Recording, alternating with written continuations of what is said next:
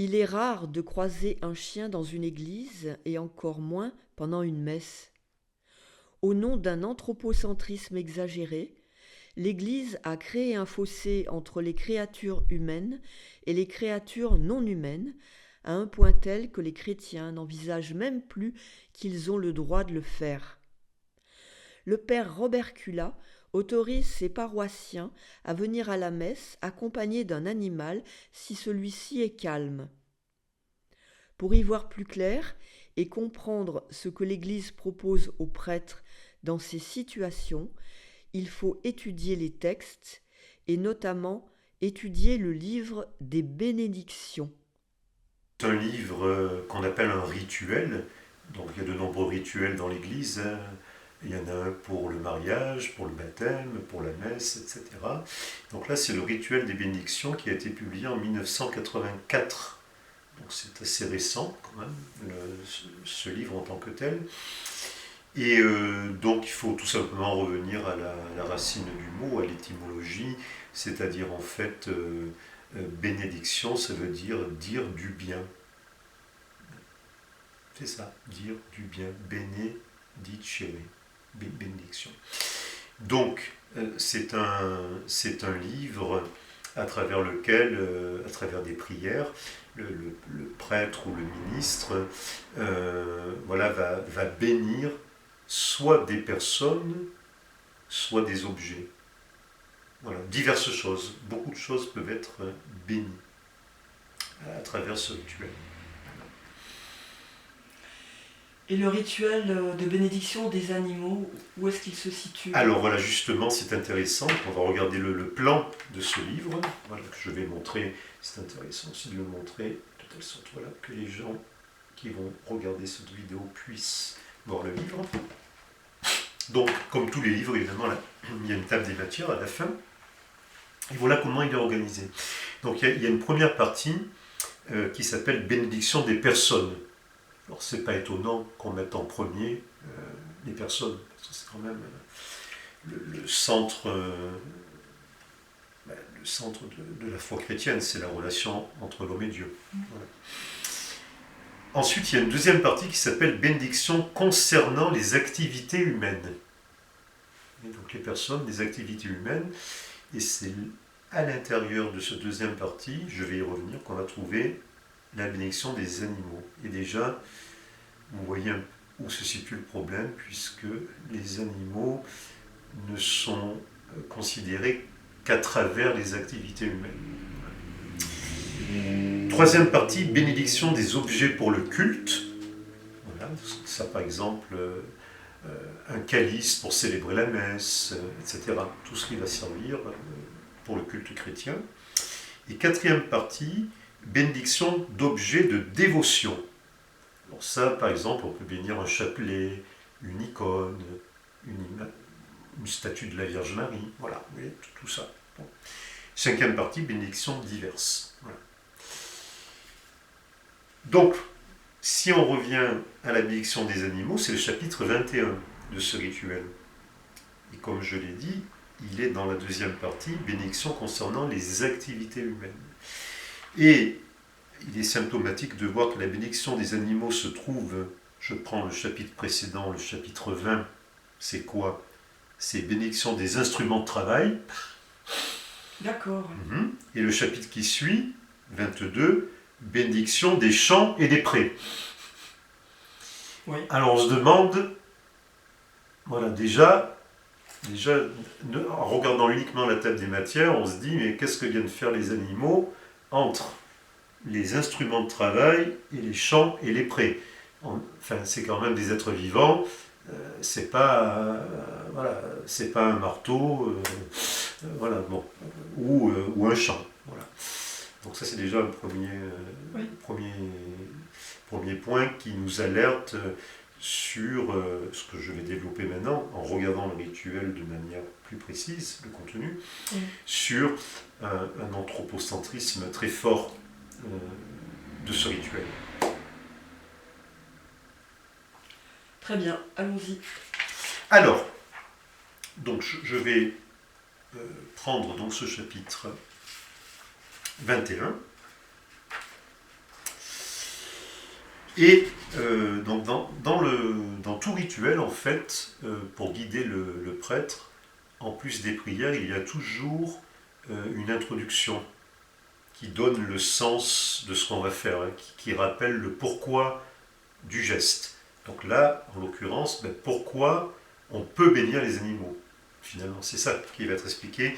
Donc c'est la note 721, voilà, je le dis très précisément pour ceux qui veulent éventuellement se référer et vérifier ce que j'affirme.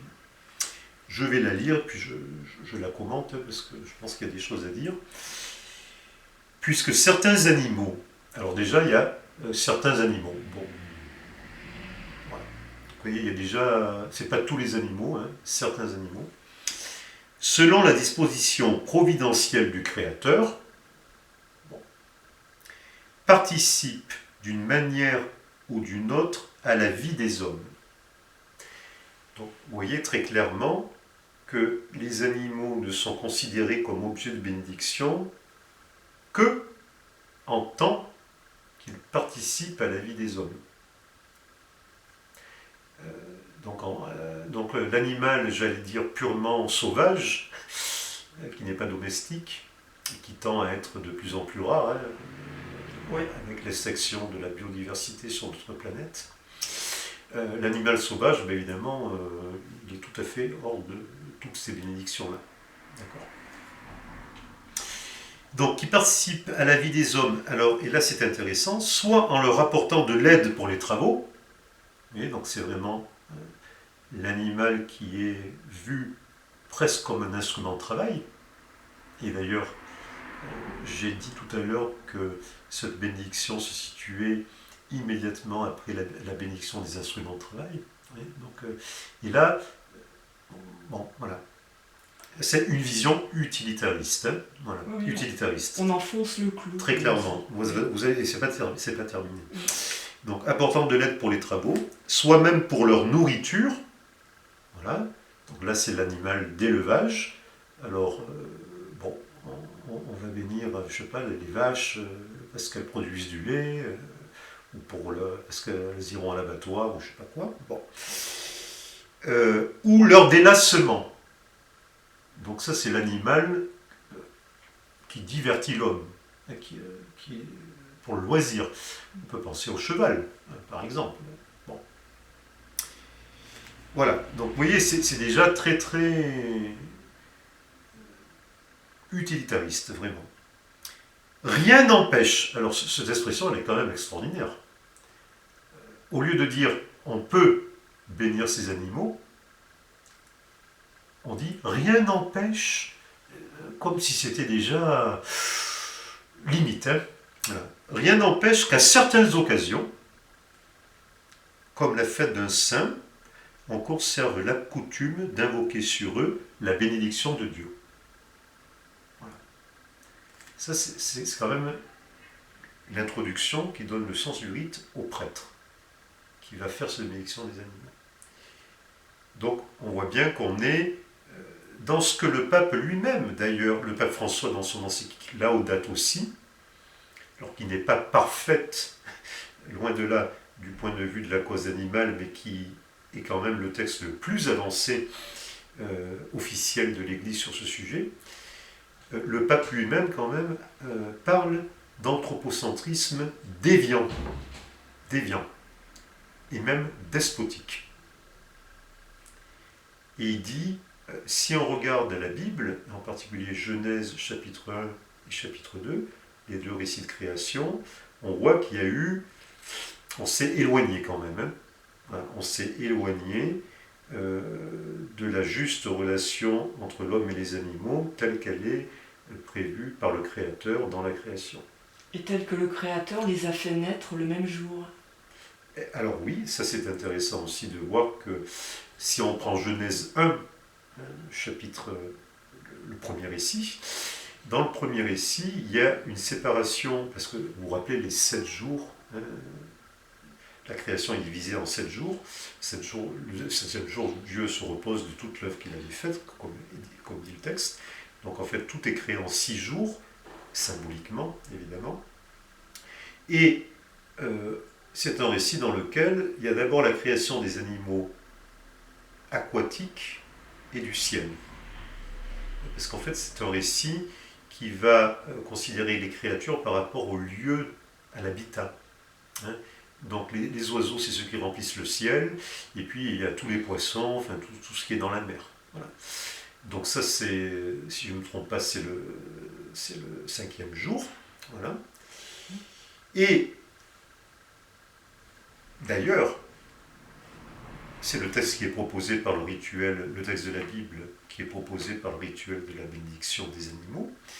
Et je rappelle quand même que dans cette partie, il est dit, et ça c'est le texte de la Bible, Dieu vit que cela était bon, après avoir créé, pour simplifier, les oiseaux et les poissons. Dieu les bénit par ses paroles. Donc c'est pas, rien n'empêche qu'on puisse bénir, hein. Enfin, rappelez-vous l'introduction. Hein. Rien n'empêche qu'à certaines occasions. Non, non, non. Dans la Bible, c'est très positif. Dieu il les bénit. Et c'est très fort. Une fois qu'on a vu cela, et puis même, enfin, on pourrait faire une remarque supplémentaire, parce que c'est quand même intéressant aussi. Donc, on bénit les animaux parce qu'ils participent à la vie des hommes en apportant de l'aide pour les travaux, la nourriture et le divertissement, le délassement. Donc, nourriture, on pourrait quand même faire remarquer que dans la Bible, Genèse 1, 29, dans le projet créateur de Dieu, au commencement, Dieu donne à l'homme et à la femme un régime végétalien. Donc il n'est pas question que les animaux servent de nourriture à ce moment-là. Ce n'est qu'au chapitre 9, à la sortie de l'arche, Noé, donc on est avec Noé, que Dieu permet à l'homme de se nourrir de la chair des animaux, mais avec une restriction qui est quand même très importante, puisque pour les Juifs, le sang est totalement interdit. On ne mange pas le sang des animaux, parce que cela voudrait dire symboliquement qu'on est le maître des animaux. Parce que le sang, dans la Bible hébraïque, représente la vie. Donc si l'homme mangeait non seulement la chair, mais aussi le sang des animaux, c'est comme s'il devenait Dieu, c'est comme s'il prenait la place de Dieu par rapport aux animaux. Voilà. Bon, je clôt la parenthèse. Hein. Voilà, mais pour dire qu'il n'y a rien d'évident dans cette introduction, voilà, parce qu'on prend pour un fait accompli et tout à fait naturel, voilà, que les animaux servent à notre nourriture, mais on oublie quand même le premier chapitre de la Genèse. Ça me semble quand même un peu embêtant. Voilà, pour ne pas dire autre chose. Voilà. Et puis le délassement, le divertissement, là je vais prendre un cas extrême, hein. On peut penser à la corrida, hein. Voilà. C'est un divertissement, entre guillemets. Voilà. Voilà. On pourrait faire toute une réflexion là-dessus, mais je ne vais pas me lancer là-dedans. Une fois, là, voilà, ça c'est les notes qui introduisent le rituel. Et après, ce qui est intéressant, c'est que le prêtre lui-même, avant la bénédiction de l'animal ou des animaux, ça peut être divers animaux, hein, voilà,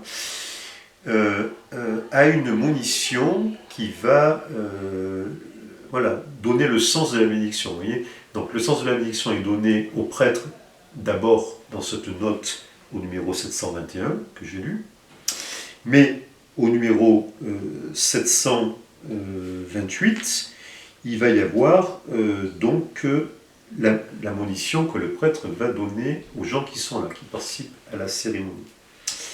Et donc cette monition, elle est à la fois, il y a un aspect positif et un aspect toujours très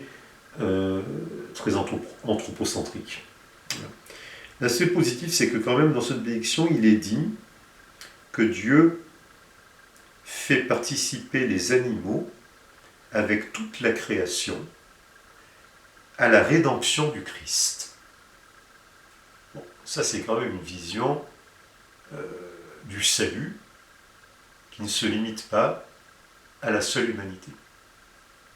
Et donc c'est quand même très, très beau de voir ça. Donc ça s'inspire de certains textes de Saint Paul dans le Nouveau Testament. Voilà. Mais, il y a toujours un mais. Vous voyez, et c'est ça qu'on retrouve en permanence, on va dire, dans la position officielle de l'Église aujourd'hui, que ce soit dans les catéchismes, je vais les citer, chez le pape François, etc. Dès qu'on accorde quelque chose, j'allais dire, de plus aux animaux, il faut tout de suite après dire « Ah oui, mais attention, hein, quand même. Voilà. Mais, soyons prudents. Pas trop. » Voilà. Et je lis. Donc ça, c'est pas la prière, hein, c'est juste, encore une fois, la monition. Appelons la bénédiction de Dieu sur ces animaux. Ben là, on a vu déjà dans la Genèse que Dieu lui-même, avant même l'apparition de l'homme, bénit les animaux. En louant le Créateur de toutes choses et en lui rendant grâce, sans oublier, et c'est là que ça va se gâter, sans oublier qu'il nous a placés au-dessus de toutes les créatures et que nous devons reconnaître et garder cette dignité. Vous voyez, ça donne l'impression que ce geste de bénédiction des animaux pourrait amoindrir la dignité de l'homme. Si on donne aux animaux, on enlève à l'homme. Et c'est un peu le problème de tous ces textes officiels. On sent que ça résonne par, je dirais, la conjonction « ou ». Ou les animaux, ou l'homme. Alors qu'en fait, de mon point de vue, et je pense que du point de vue de la Genèse en tout cas aussi, il faut raisonner avec la conjonction « et », « c'est pas les uns contre les autres, c'est les uns avec les autres. Et c'est pas parce que on reconnaît la valeur et l'importance des créatures animales qu'on diminue pour autant la valeur de l'homme. Voilà. Donc pour vous prouver ce que je suis en train de dire, je vais montrer l'équivalent. Hein. Vous allez voir que c'est toujours, on retrouve toujours ça de partout. Donc on a l'équivalent dans le catéchisme de l'Église catholique, qui est vraiment, ça c'est vraiment le document officiel. Si on veut savoir vraiment ce que pense l'Église sur tel ou tel sujet, la référence elle est là. Donc je vais lire. Je vais lire donc le numéro 2418. C'est pratique parce que tout ça c'est numéroté, donc on peut retrouver. 2418. Alors, vous allez voir, il y a toujours l'aspect positif, donc un progrès, j'allais dire, dans l'éthique chrétienne vis-à-vis des animaux, et puis après tout de suite on se rétracte, parce que là, il est contraire à la dignité humaine de faire souffrir inutilement les animaux et de gaspiller leur vie. Je parlais tout à l'heure de la corrida, on est en plein dedans. Voilà. C'est un exemple parfait. Voilà. Donc on pourrait dire la corrida est contraire à la dignité humaine. D'après le catéchisme, ça c'est, on peut l'appliquer à la corrida de manière très très très facilement. Et vous allez voir, voilà, tout de suite, on dit, il est également indigne de dépenser pour les animaux des sommes qui devraient en priorité soulager la misère des hommes. Voilà. C'est toujours la même chose. On peut aimer les animaux, alors regardez bien la formule, on peut, il n'y a pas marqué on doit, hein, voilà, on peut aimer les animaux, on ne saurait détourner vers eux l'affection due aux seules personnes humaines. Voilà. On est bien dans cette espèce de concurrence où finalement, comme si le cœur de l'homme n'était pas assez vaste pour aimer à la fois son prochain et les animaux. Il y a toujours cette espèce de doute. Pour vous montrer que c'est de partout, que c'est global. Hein. Voilà. Donc, on prend Yucat, catéchisme, l'équivalent du catéchisme que je viens de montrer, mais cette fois pour les jeunes, à destination des jeunes, numéro 437. Comme nous, les animaux sont des créatures que nous devons aimer. Voilà. C'est pas on peut, on doit. Que nous devons aimer, très bien, et nous devons nous réjouir de leur existence comme Dieu s'en réjouit. Parfait, hein? Très beau. Les animaux sont aussi des créatures qui ont une sensibilité. C'est un péché de les torturer, de les faire souffrir, de les tuer sans raison. Bon.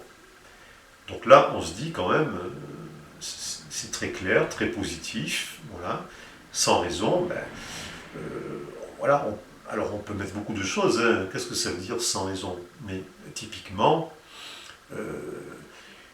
si je suis, je sais pas, si je suis dans la jungle et qu'un fauve m'attaque, et qu'il atteint ma vie, j'ai le droit de me défendre, évidemment.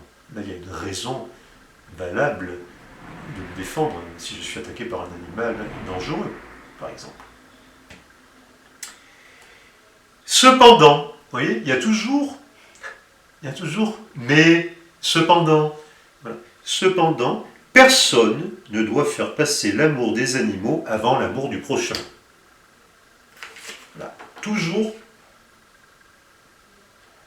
cette idée que, voilà, il y a un danger. Il y a un danger à trop aimer les animaux parce qu'on finira par ne pas aimer les hommes. Finalement, quand on lit ces textes, c'est ça. Il y a un danger à trop reconnaître la valeur des créatures animales parce qu'on va oublier la dignité de l'homme. Je continue. Laudato Si, qui est le texte quand même le plus avancé sur ce sujet, même le pape François, on sent ce tiraillement dans son texte. Et là, on est au numéro 90, 91 de Laudato Si. Et je le cite. Parfois, on observe une obsession pour nier toute prééminence à la personne humaine. Il se mène une lutte en faveur d'autres espèces que nous n'engageons pas pour défendre l'égale dignité entre les êtres humains. Je continue. Numéro 91. Le sentiment d'union intime avec les autres êtres de la nature ne peut pas être réel si en même temps il n'y a pas dans le cœur de la tendresse, de la compassion et de la préoccupation pour les autres êtres humains. L'incohérence est évidente de la part de celui qui lutte contre le trafic d'animaux en voie d'extinction, mais qui reste complètement indifférent face à la traite des personnes, se désintéresse des pauvres ou s'emploie à détruire un autre être humain qui lui déplaît. Voilà. Je pense que c'est très clair. Donc on retrouve autant dans le rituel des bénédictions que dans tous les textes officiels que je viens de citer, cette espèce de dilemme. Et je pense que la meilleure réponse qui a été donnée à cette préoccupation de l'Église dans son magistère, dans son enseignement officiel, Théodore Monod l'avait donné déjà en 82. Et Théodore Monod, il parle dans un contexte très particulier puisqu'il a été rencontré l'évêque de Nîmes de l'époque qui s'appelait Monseigneur Cadillac. Et cet évêque était aficionado. Il était fan de corrida. Et il participait à toutes les corridas. Donc évidemment, Théodore Monod ne comprenait pas. Il se posait des questions, il se disait, mais comment c'est possible qu'un évêque catholique aille assister à ces scènes de torture, de tuerie dans les arènes de Nîmes. Et donc il interpelle Monseigneur Cadillac, Et voilà la réflexion que Salut incite, parce que il va citer la réponse de l'évêque. Évidemment, l'évêque va avoir toujours cette même réponse. Ah oui, mais et les hommes? Et les hommes. Voilà. Le bon évêque reprend alors à son compte l'argument populaire ressassé ad nauseam par tous ceux qui reprochent leur pitié aux défenseurs des animaux. 2 points. Et les hommes? Comme s'il s'agissait ou des animaux ou des hommes.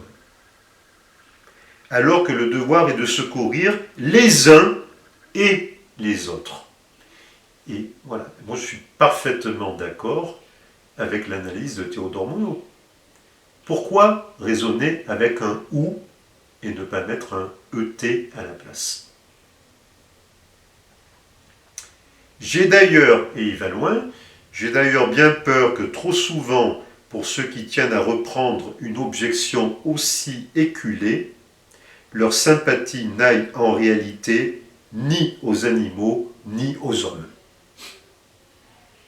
C'est juste une espèce d'argument facile pour dire, voilà, pour ne pas se remettre en question soi-même dans son éthique par rapport aux autres créatures vivantes que sont les animaux. Mais là, je pense qu'on a le cœur du blocage. Moi, j'appelle ça un blocage au niveau de l'Église catholique qui empêche d'aller plus loin. Donc, tant qu'on sera dans cette crainte, et que dès qu'on accorde, voilà, finalement, on va le dire comme ça, dès qu'on accorde un droit, entre guillemets, ou une attention aux animaux, c'est comme si on l'enlevait à l'homme. Et à la limite, vous voyez, c'est intéressant parce que ça, c'est un argument philosophique que j'ai retrouvé dans beaucoup de livres traitant de la cause animale, par des personnes qui veulent s'engager à ce niveau-là, qui disent, mais d'ailleurs, finalement, ce qu'on pourrait appeler la libération animale, hein, voilà, bon, avec les guillemets, hein, c'est-à-dire en fait la reconnaissance quand même du fait que ce ne sont pas justement des objets ou un morceau de caillou ou une pierre, voilà, que ce sont des êtres vivants, ben, on peut comparer ça à ce qui s'est fait dans le passé, finalement, avec la libération des Noirs de l'esclavage et la libération des femmes par rapport à la toute-puissance de l'homme voilà, dans le passé. Et donc finalement, voilà, mais si on donne des droits aux Noirs, ça va enlever des droits aux Blancs. Si je donne des droits aux femmes, ah ben oh là là, mais ça va atteindre la dignité de l'homme, ça va rabaisser l'homme. Vous voyez, c'est toujours, je pense que c'est intéressant, si on fait ce qu'on doit raison, parce que finalement, qu'est-ce qui a freiné ces évolutions? Maintenant, elles sont acquises. Enfin, quoique rien n'est jamais totalement acquis, il faut toujours se méfier. Mais qu'est-ce qui a freiné ces évolutions? Je pense que c'est un peu cette espèce de raisonnement, finalement. Si je donne à l'un, j'enlève à l'autre. Mais non, pas du tout. Et donc c'est là qu'on entre dans une éthique qui correspond à ce qu'on appelle la pensée élargie. C'est-à-dire, en fait, on voit que le champ de l'éthique, à travers l'histoire, il n'a cessé de s'élargir. Et j'ai donné l'exemple voilà, d'une autre race, voilà, les Noirs ou les esclaves. J'ai donné l'exemple de la différence homme-femme. Voilà. Ben, au fur et à mesure, tout ça, on a dit, mais non, ça ne tient pas. Donc il faut élargir le champ de l'éthique. Et je pense qu'actuellement, depuis quelques années, ce qui est en train de se passer aussi au niveau de notre relation avec les animaux. Et simplement, bon, l'Église, pour le moment, elle est toujours très très craintive dès qu'il s'agit d'affirmer quelque chose de positif, sans que ce soit suivi par mais cependant.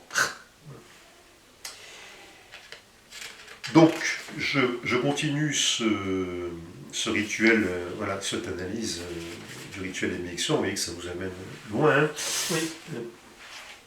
Parce que dans le rituel des bénédictions, il y a une prière commune avant la prière de bénédiction. Hein. Donc c'est ce c'est ce qui correspond un petit peu à la prière universelle de la messe du dimanche. Donc, il y a une introduction, et puis il y a des intentions de prière. Alors, je vais lire l'introduction qui est faite par le prêtre, comme pour la prière universelle. Dieu qui a créé l'homme l'a établi sur la terre pour qu'il domine toutes les créatures et qu'il reconnaisse par là la gloire du Créateur. Bon, alors on pourrait beaucoup parler de dominer les créatures. Qu'est-ce que ça veut dire? C'est en partie, justement, le pape François, dans sa lecture de Genèse 1, où il y a justement ce verbe dominer, montre très bien qu'on n'est pas obligé d'interpréter de manière négative le verbe dominer. Dominer, ça ne veut pas dire automatiquement être tyran, ou être despote, ou être méchant, ou mauvais, ou maltraité. Dominer, ça peut vouloir dire de manière positive avoir une responsabilité particulière vis-à-vis d'un être ou d'une créature qui est plus faible que nous, ou qui n'a pas, qui n'a pas évidemment les mêmes capacités que l'homme. Et donc c'est dans ce sens-là que le pape François, avec justesse, parle d'un anthropocentrisme despotique.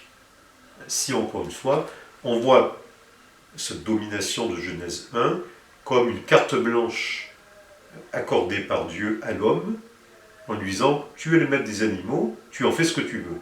C'est pas du tout ce que dit Genèse 1. Voilà. Ça, c'est une interprétation qui s'est faite plus tard au cours de l'histoire et qui implique, j'allais dire, une certaine philosophie qui n'était pas celle de la Genèse. Voilà, je trouve la parenthèse, mais ça c'est l'introduction. Et après, on a 1, 2, 3, 4, 5, 6 intentions de prière, voilà, comme une prière universelle. Alors, ce qui est marquant, c'est sur ces 6 intentions, il n'y en a que 2 sur 6 où on considère les animaux comme ayant une valeur pour eux-mêmes, indépendamment de l'homme. Donc, 2 intentions qui sont non utilitaristes. Toutes les autres, c'est toujours, voilà, on les bénit parce que c'est notre intérêt à nous. Donc, je cite, « Toi qui as créé les animaux et les as voulus soumis à l'homme pour qu'il l'aide dans son travail. » On retrouve, hein, c'est cohérent avec ce qu'on a déjà vu. Donc voilà, bon. Alors, évidemment, cette première partie, en tout cas dans les pays développés, les pays d'Occident, a beaucoup baissé, évidemment, puisque les machines, dans le travail de la terre, les machines ont quasiment remplacé tous les animaux de trait, le cheval, etc. Bon, le bœuf de labour, etc. Bon. Mais n'oublions pas que dans notre monde, il y a encore beaucoup de paysans qui vivent à cette époque-là, où les animaux, en effet, sont nécessaires pour les aider dans le travail de la terre. Deuxième intention, toi qui nous as donné pour nourriture la chair des animaux, pour refaire nos forces, je ne vais pas répéter ce que j'ai déjà dit, hein, puisque, encore une fois, là, c'est une manière de voir, hein, parce qu'on oublie totalement Genèse 1, 29. Et on ne voit qu'à partir de Noé. Voilà. Troisième, toi qui veilles à soulager le travail de tes enfants, en nous donnant pour compagnons des animaux domestiques. Bon, c'est soulager le travail, c'est toujours, c'est toujours l'animal qui nous sert à quelque chose, qui est utile pour nous. Voilà.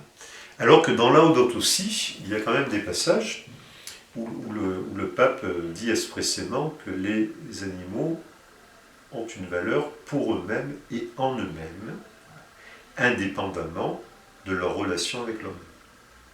Bon. Donc là, il y a un retard, évidemment, parce que ce texte du rituel des bénédictions, c'est 31 ans avant Laudato Si. Hein, voilà. Donc il est un peu en retard dans ses expressions par rapport à ce qui est dit dans Laudato Si. Bon, une fois que ceci est fait, on arrive enfin à la prière de bénédiction. Voilà. Là aussi,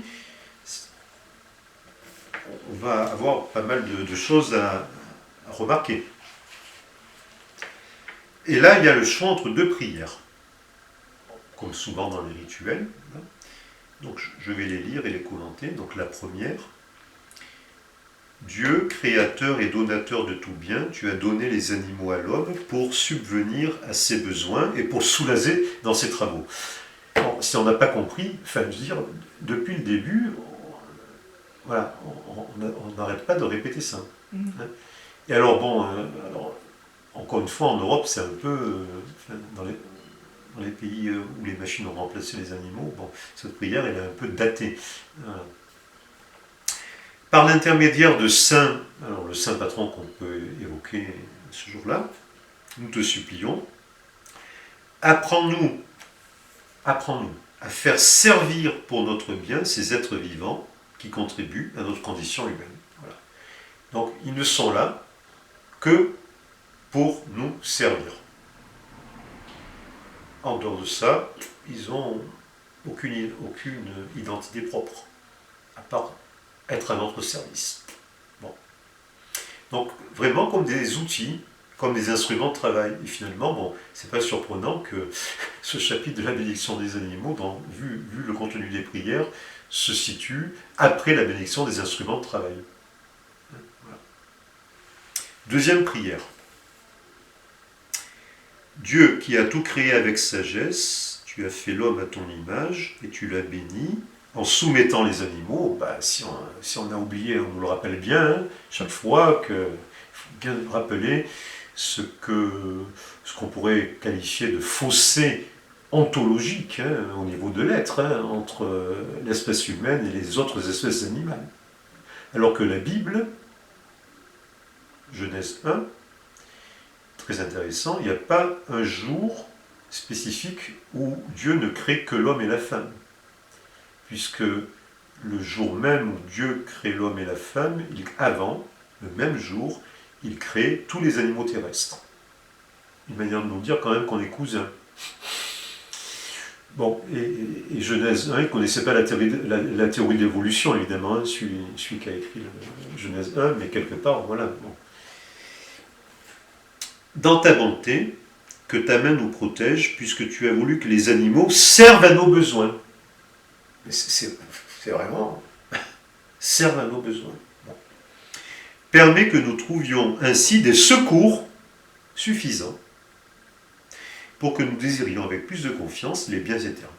Voilà. Donc en fait, si je résume, dans tout ce rituel, qui est quand même assez développé, chapitre 21, donc c'est la numéro 721, donc je donne les références 721 à 744, pour les gens qui voudraient s'y référer. Globalement, c'est un anthropocentrisme très primaire, très brut de décoffrage, j'allais dire, donc qui est critiqué par le pape François lui-même dans l'Ardote aussi, voilà, puisque, bon, encore une fois, l'animal n'est vu que par rapport à l'homme, que comme serviteur de l'homme, et surtout, il est toujours bien précisé qu'il est inférieur à l'homme, hein, ça il faut toujours bien se souvenir de ça, parce que le danger serait de dire que il n'y a pas un fossé immense entre les espèces animales et l'espèce humaine. Et donc si on résume, il y a trois éléments qui sont, j'allais dire, uniquement positifs. Il y en a quand même trois dans le rituel de bénédiction, donc je vais quand même terminer par ça.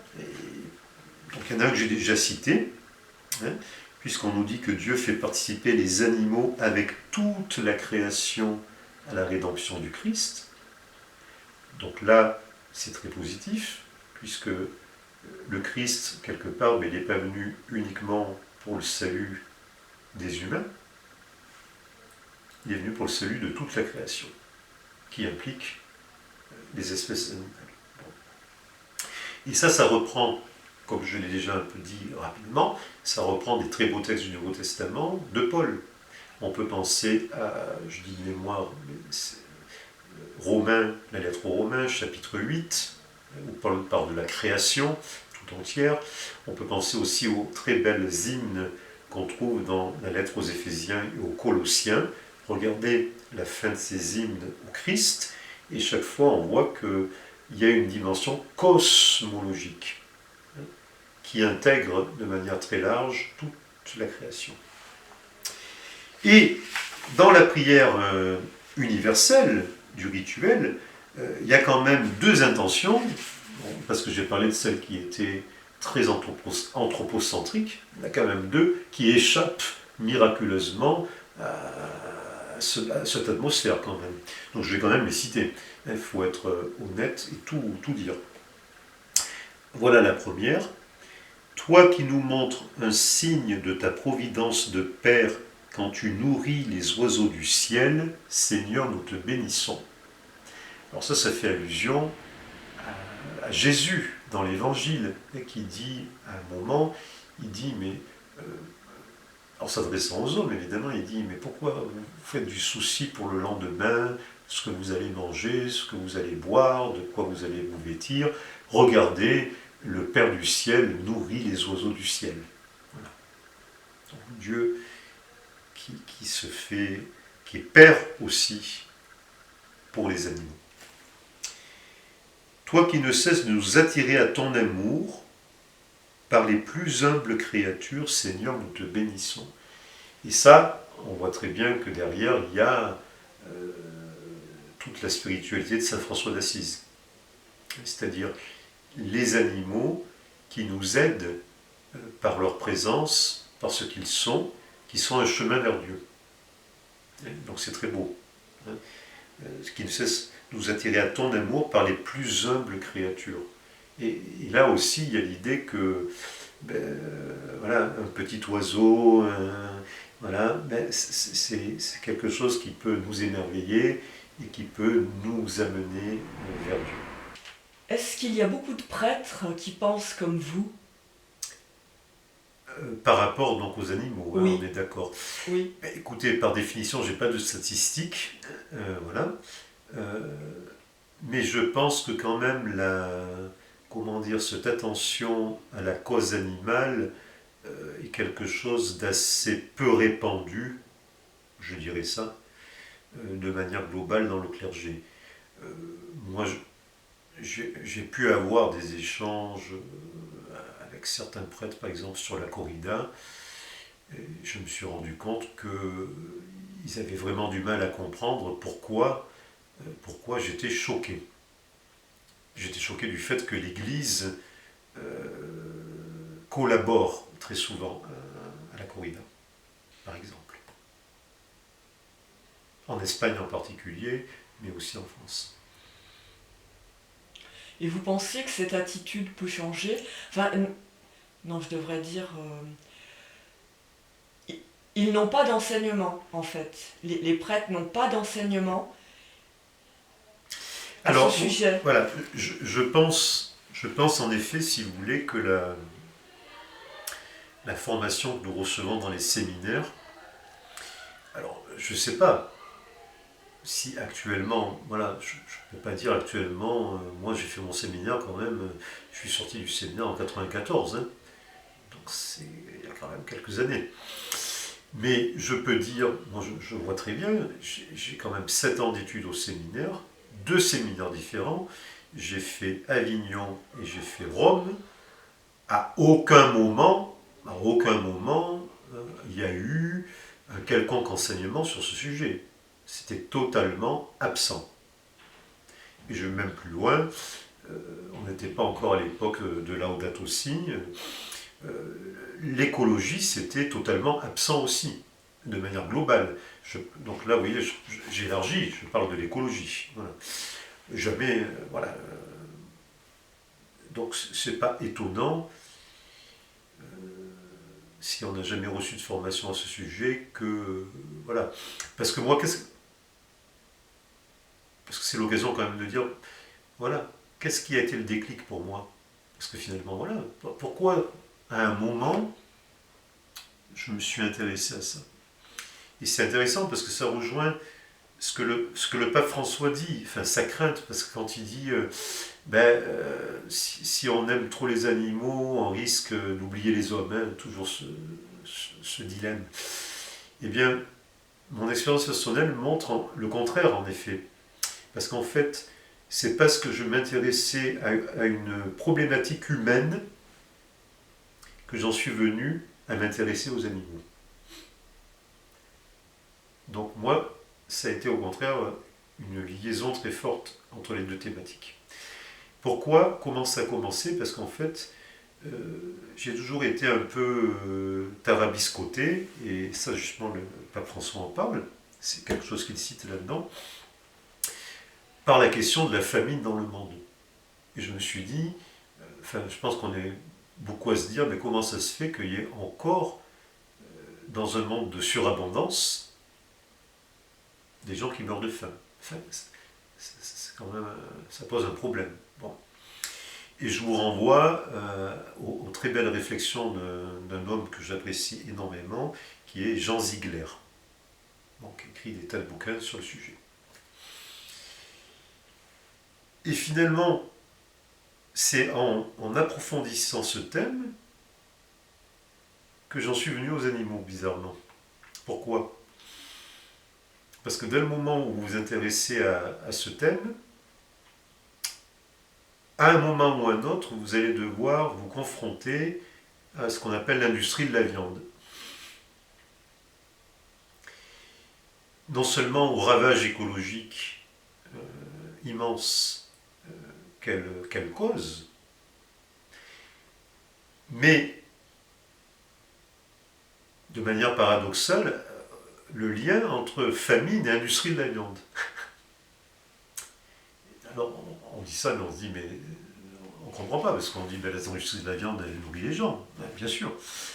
Mais elle nourrit j'allais dire, en utilisant une surface de terre agricole énorme. Voilà, l'argument il est là, et ça c'est scientifique. Donc, quand on voit la surface de terre agricole qui est utilisée pour nourrir les animaux d'élevage, alors qu'elle pourrait être utilisée directement pour nourrir les humains. Vous voyez? Donc en fait, c'est parti de ces réflexions. Bon. Et puis, mon déclic, il y a eu deux choses. Donc vous voyez, c'est pas...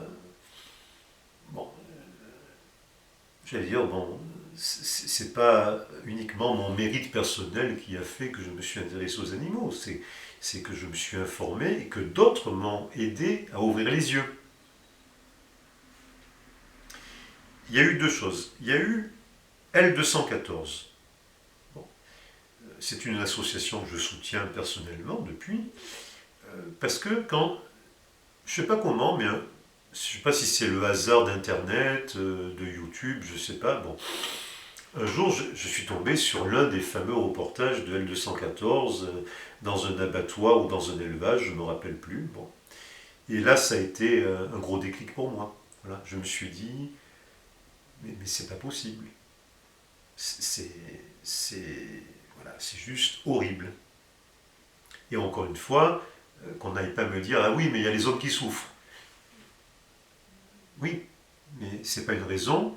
Je sais bien que les hommes souffrent et je compatis, mais c'est pas une raison pour admettre ça et accepter ça. Justement, parce que pour moi, ça ne se sépare pas. Bon. Donc ça, c'était un point de départ très fort et qui m'a amené à devenir végétarien, bien sûr, moi-même. Bon. Et deuxième point, ça a été un très très beau livre, moi qui m'a bouleversé, d'un Américain qui s'appelle Jonathan Safran Foer. Et cet Américain, donc c'est un livre qui est devenu un best-seller, il a été traduit dans je ne sais pas combien de langues. Ce livre s'intitule « Faut-il manger les animaux ?» Point d'interrogation. Bon, évidemment, quand on voit le titre, on connaît déjà la réponse, mais bon. Mais ce qui est intéressant, c'est que ce Jonathan, il explique son itinéraire personnel, c'est très beau parce que c'est juste un témoignage de vie. Il explique comment lui, juif de New York, il en est venu à arrêter la consommation des animaux. Comment il est devenu végétarien. Et ce livre m'a beaucoup marqué. Et je pense que voilà, je dois remercier Jonathan pour Voilà, parce qu'il fait partie de ceux qui m'ont ouvert les yeux. Voilà, donc je pense, voilà, en effet, si dans les séminaires il y avait ce genre de livre, peut-être que ça pourrait aider à un éveil. Voilà, mais bon, voilà, moi je suis tombé sur ce livre un peu parce que je cherchais déjà, j'étais déjà un peu sensibilisé. Mais, mais quand vous n'êtes pas du tout sensibilisé, bon, il faut un petit miracle ou il faut quelque chose pour provoquer un déclic. Merci. Une dernière question. Vous bénissez les animaux? Alors, ça m'arrive pas très souvent, mais ça m'est arrivé de faire dans l'église du Bossé, donc l'une de mes 4 paroisses, une fois par an, une bénédiction pour les chiens en particulier. Voilà. Parce que bon, c'est quand même, on va dire, bon, je n'ai pas les statistiques, mais je pense que voilà, c'est quand même l'animal favori des Français. Il y a beaucoup de Français qui ont un chien. Voilà, bon, voilà, donc oui, on a vécu ce très beau moment. Voilà. Bon, alors c'était rigolo parce qu'il y avait des gens, ça avait été annoncé dans la presse, et il y avait des gens qui venaient d'Avignon avec un chat. Alors ils m'ont dit, et les chats? Ah, ben, je dis, écoutez, il y a un problème, je vais venir votre chat. Voilà.